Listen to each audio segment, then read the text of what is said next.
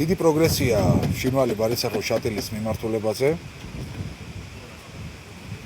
86 კილომეტრი გზის რეაბილიტაცია მოხდება ამ პროექტის ფარგლებში. აშენდება 17 ახალი ხიდი და რეაბილიტაცია ჩაუტარდება 5 ხიდს. წლის ბოლომდე დაგეგმილია უმეტესი მონაკვეთების დასრულება.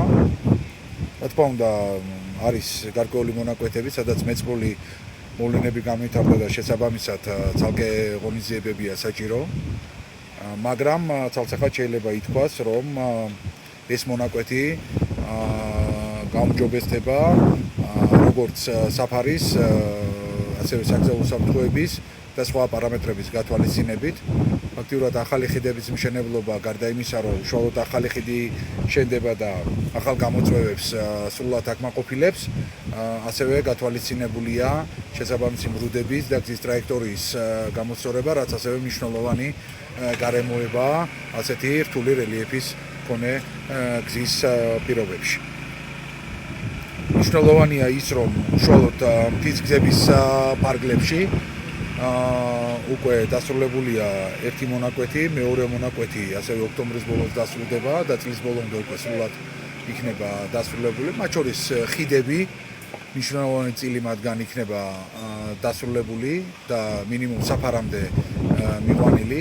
ზოგადად მთის გზების პროგრამის ფარგლებში ნამდვილად მნიშვნელოვანი პროგრესია მიღწეული, ჯერ კიდევ 2019 წლიდან, მაგრამ 2020 წელი ფაქტურად გარდამტეხი არის მთელი რიგი მიმართულებებისათვის. რაც შედეგად გვაძლევს იგივე საჩხერეონის მიმართულებით უკვე 2021 წელს სრულად 51 კილომეტრი ახალი საგზაო უსაფრთხოების სრული დაცვით, სტანდარტების და პარამეტრების სრული დაცვით უკვე ასეთი ტიპის გზა კონდეს, რაც შესაბამისად მინიმუმ საათნახევრით გზის დაზოგვას უზრუნველყოფს თბილისიდან ონამდე გზავრობისას.